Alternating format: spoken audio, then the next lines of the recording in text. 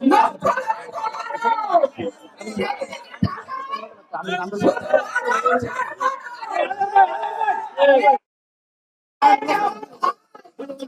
অনেক হারিয়ে যাওয়া মায়ের সন্তানের বিনিময়ে এই স্বাধীনতা আমরা অর্জন করেছি। এমন কোন দিন নাই আমাদের বাড়িতে পুলিশের তল্লাশি আর হামলা হয় নাই। এমন কোন দিন নাই, এমন কোন রাত নাই শান্তিতে আমরা এলাকায় ঘুমাইতে পারছি, থাকতে পারছি। কিন্তু সকল জুলুমেরই শেষ আছে।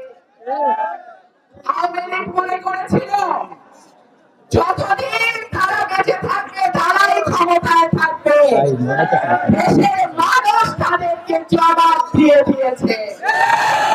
সুতরাং মানুষকে সমর্থন, মানুষের ভালোবাসা যদি থাকে তাহলেই নেতা হওয়া যায়, তাহলেই রাজনীতি করা যায়। অনেক ভাবেই আসে, কিন্তু নেতা তৈরি হয় মানুষের ভালোবাসায়। মানুষ যাকে নেতা মানে সে নেতা হয়। আজকে আমার নামে যারা বসে আছেন তারা সকলেই মোটামুটি সাবেক পদধারী, কিন্তু তারা যখন মাঠে দাঁড়ান লক্ষ মানুষের জমায়েত হয়ে যায় সেইখানে। তারা যখন ডাক দেন হাজার হাজার মানুষ দৌড়ায় আসে তাদের সেই ডাকে। আপনারা আমাকে যেই ভালোবাসা আজকে দেখিয়েছেন, আপনারা সরাইলবাসী, সরাইলের 9টা ইউনিয়নের ভাইরা, আমার বোনেরা, আমার যেই ভালোবাসা আমাকে দেখিয়েছেন, আমি যতদিন বেঁচে আছি আমি ওয়াদা করছি আপনাদের এই ভালোবাসার ঋণ আমি পরিশোধ করব।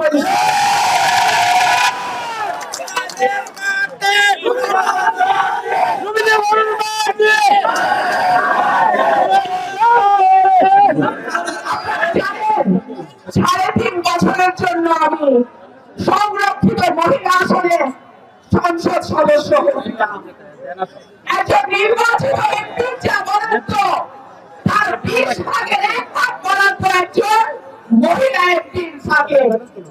সেই বরাদ্দের প্রতিটা পয়সা আমি আমার সরাইল এবং আশুগঞ্জের মানুষের পেছনে ব্যয় করেছি।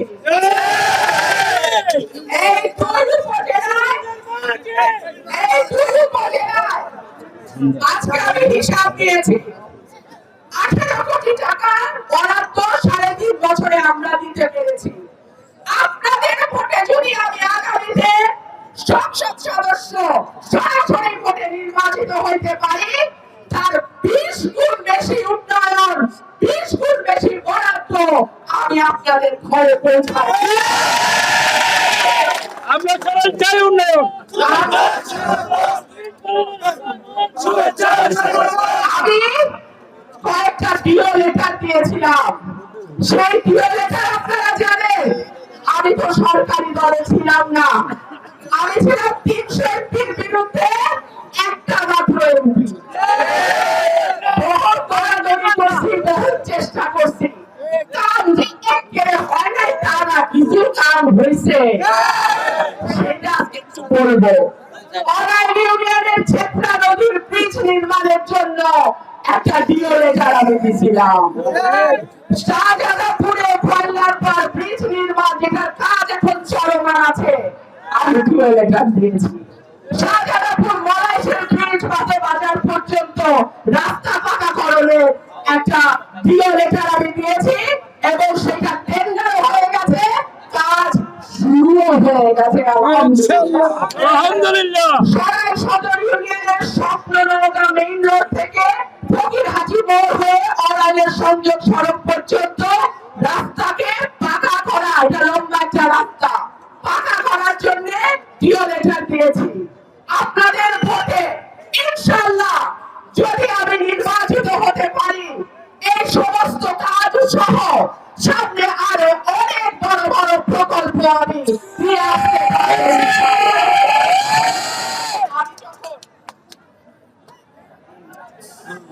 আমি আপনারা জানেন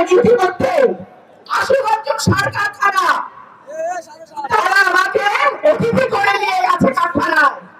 তাদের একটা অনুরোধ ছিল, আপা কারখানায় গ্যাস আসে না। আমি বলি আমি এমপি না, মন্ত্রী না, দল ক্ষমতা না, আমি কি করতাম?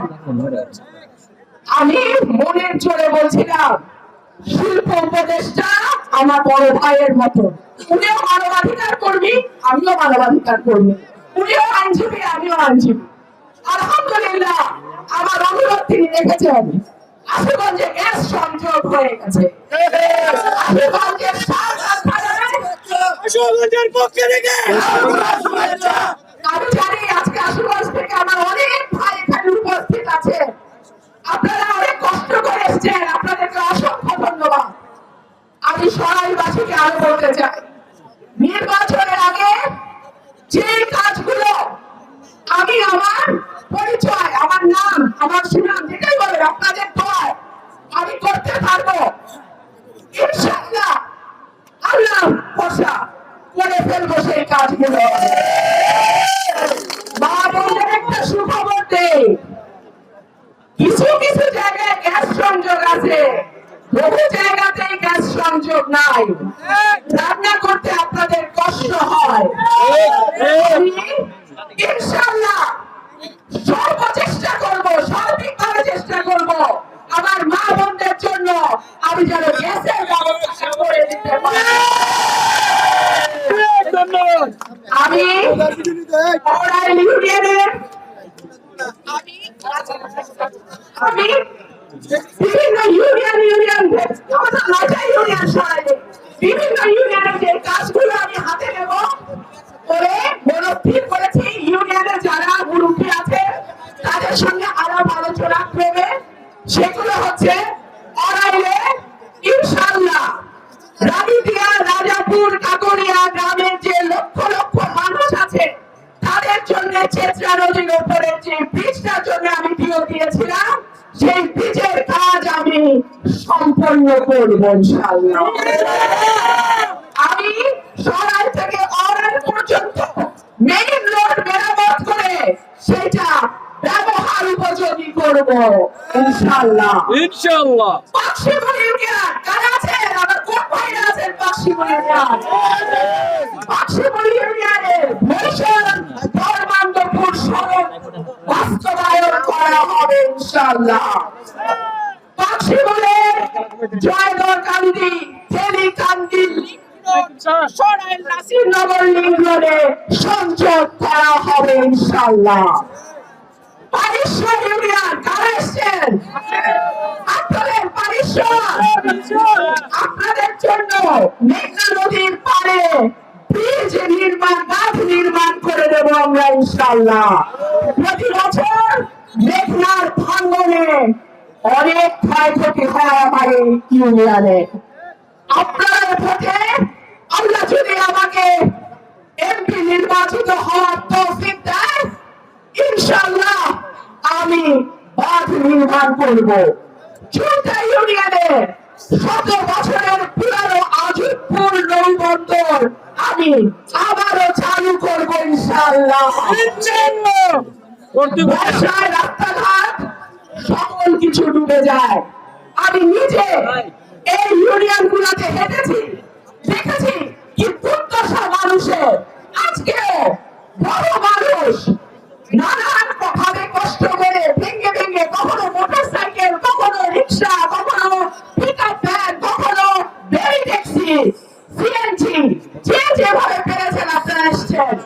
অন্যান্য জেলাতেও তো আমি যাই, সেইখানকার ঝকঝকা রাস্তা দেখে আমার মনে ব্যথা লাগে। আল্লাহ যদি আমাকে সুযোগ দেয়, বাংলাদেশে দেখার মতন একটা উপজেলা হবে সরাইল,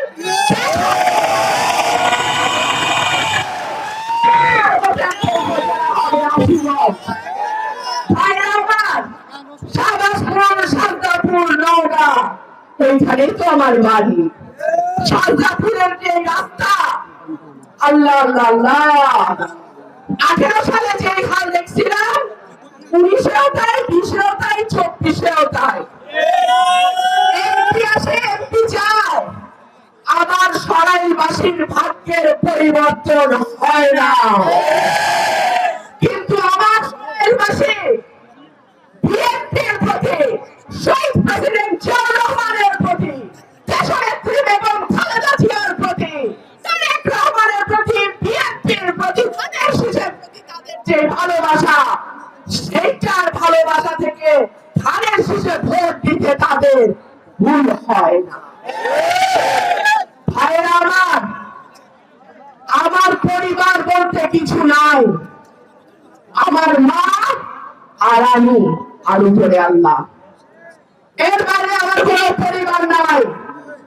কিন্তু আমার পরিবারের হাজার হাজার সদস্য আজকে এখানে উপস্থিত। আমি যতদিন বেঁচে থাকবো, আমি শুরুতেই যা বলেছিলাম, আপনাদের এই ভালোবাসার ঋণ আমি পরিশোধ করে যাব। আমার মৃত্যুর পরে আমি আজকে হাজার লক্ষ মানুষকে সাক্ষী রেখে বলছি, আমার জানাজা, আমার দাফন, আমার কবর সরাইলের মাটিতেই হবে।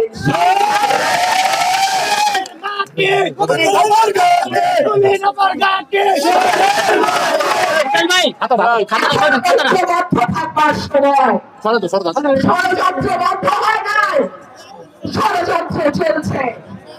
আমরা ঐক্যবদ্ধ থেকে একটি নির্বাচন যদি আদায় করতে না পারি, এত বড় বিজয় নিঃশ্বাস হয়ে যাবে। আমি সবাইকে বলবো, আমার প্রিয় ভাই ও বোনেরা, আপনারা ঐক্যবদ্ধ থাকবেন। আমরা যদি ঐক্যবদ্ধ থাকি, কোন ষড়যন্ত্রকারীর শক্তি নাই আমাদেরকে পরাজিত করে, কোন ষড়যন্ত্রকারীর শক্তি নাই বিএনপিকে পরাজিত করে ইনশাআল্লাহ। আপনারা দূর দূরান্ত থেকে অনেক মাটিতেই আছি, মৃত্যুর পরেও আমার খবর তাদের মাটিতেই হবে ইনশাআল্লাহ।